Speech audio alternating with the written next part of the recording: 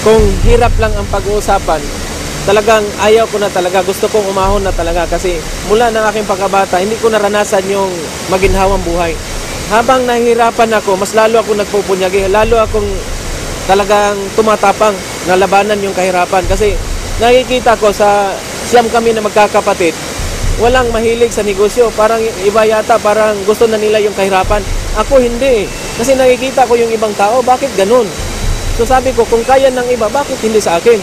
Ito yung bahay talaga namin dito noon. Dito. Yan. Wala kaming kapitbahay dito, kami lang. Walang kuryente, walang tubig.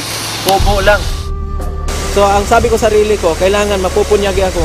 Kasi aahon kami sa kahirapan, dalhin ko yung pamilya ko. Doon ako nag-umpisa talaga pumasok sa network industry, mga year 1999. By year 2000, nakakuha ako ng unang sasakyan ko, yung motorsiklo na Krypton. 5 years kong ginamit yun, inikot ko yung buong Mindanao.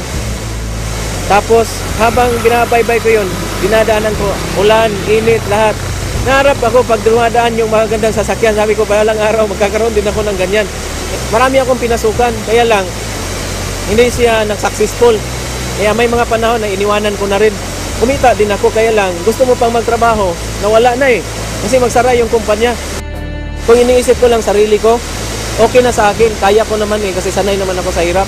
Pero ayaw kong ipamana, especially sa pamilya ko, at lalo na nung nagkapamilya ko, ayaw kong ipadaan doon ang hirap na pinagdaanan ko sa mga anak ko. So, gusto kong umahon. Kasi ako yung tao na pag gusto ko yung isang bagay, ginagawa ko yan, kahit ano man ang hirap. Kasi titingnan ko, wala na akong balikan. Doon ako galing sa hirap. So, saan ako pupunta? Dapat pupunyagi ako para pagdating ng panahon, at least makaahon rin kahit papaano. Hanggang dumating yung mga year 2008, 2009, nakita ko yung Royal. Sabi ko, aba parang okay to Filipino-owned company. So, ibig sabihin, pag Filipino ito, natutulungan ko yung kapwa ko Filipino. Bakit hindi ako susuportahan ito? Actually, nakatatlong beses ako pumunta sa Maynila. Hindi nila alam, umatin ako ng RBP. Gusto ko lang makita kung gaano talaga katibay yung kumpanya, ano yung background ng kumpanya. So, nung nag-umpisa ako, doon ako sa Cagayan de Oro, nakinig lang ako sa RBP, nasa likod lang ako. Marami na sila eh. Sabi ko, sige lang. Pag nag-decide ako dito, after how many months, dadami din yung grupo ko, magkakaroon ako. Nung nakita ko sa Manila na totoo pala, doon nag-umpisa yung talagang napaka-tibay na conviction mula sa akin na kung kaya ng Luzon, gagawin ko rin sa Mindanao. 2010, doon ako nag-umpisa na talagang ikinumit kong sarili ko, gawin ko yung Royal. Now, bakit ang Royal ang ginawa ko? Bakit ito ang dinicide ko na ito ang gagawin ko? Kasi nakita ko sa kumpanya, yung mga tao na nasa loob ay totoong mga tao. Kaya pala nandyan yung Royal kasi gustong tulungan yung kapwa tao na Pilipino. Yung pag-uumpisa hindi madali, napakahirap. Lalo na sa area namin. Kasi yung area namin, wala kaming brands, wala kaming mapagpunan ng products. Davao lang yung kinukuhanan namin. Doon ko naranasan na order ako sa Davao, dideposit ko yung bayad, saka papadala yung products. Talagang hinihintay ko yan sa terminal. Maraming beses ang hirap. Natutulog lang ako sa terminal, hinihintay ko yun para maserve ko yung Iligan, Pagadian, Osamis, hanggang Zamboanga City. Hindi madali, pero nakikita nila yung conviction natin na talagang totoo yung ginagawa natin. Hanggang sa dumating yung punto na sinabi ng management na magkakaroon ng branch ng Cagayan. Doon talagang nabuhayan kami. Ako mismo. Kasi nakikita ko na ang hirap, hindi na yung hirap na ang layo ng kinukuhanan. Ako mismo na volunteer, sabi ko, kila server, kila press na press, pwede nyo akong utusan, maghanap ng building para pagdating ng panahon, kami rin na makinabang at lahat ng royalista.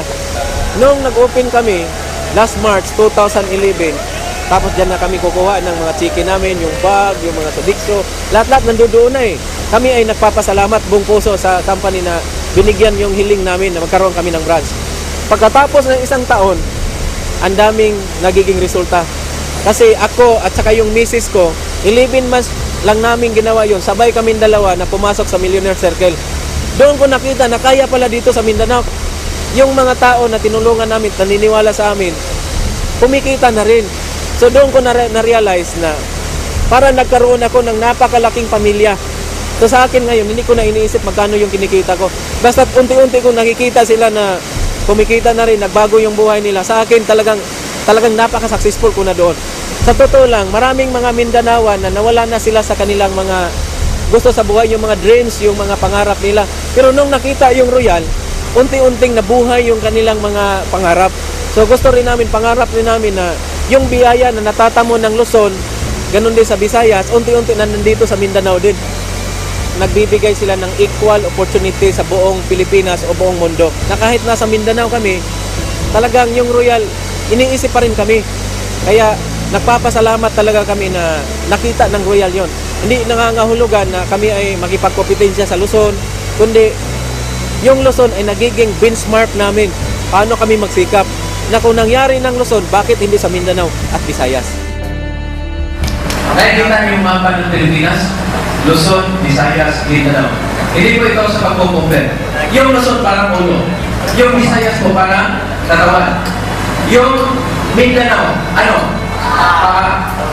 Ito mong tandaan natin, lahat mga Mindanao. Kung saan pupunta yung paa, lahat katawan at ulo, pupunta.